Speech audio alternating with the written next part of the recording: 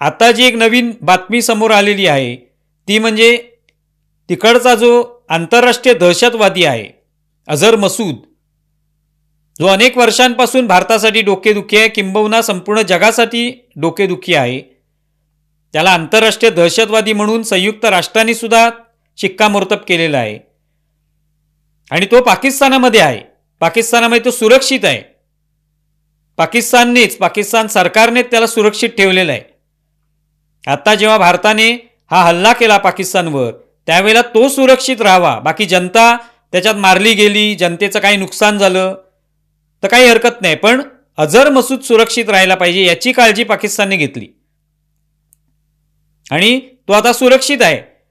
पण जेव्हा हे दहशतवादी तळ उद्ध्वस्त केले, त्याच्यात जो भावलपूरचा दहशतवादी तळ उद्ध्वस्त केला त्याच्यामध्ये अझर मसूदचे 14 नातेवाईक मारले गेले.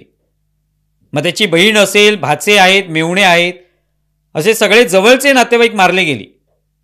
त्यावेळेला अझर मसूद म्हणाला होता की मी सुद्धा यांच्यासोबत मेलो असतो तर बरं झालं असतं. आता याच नातेवाईकांसाठी पाकिस्तान सरकारने काय केले तर त्यांना 14 कोटी रुपये देण्यात येणार आहेत.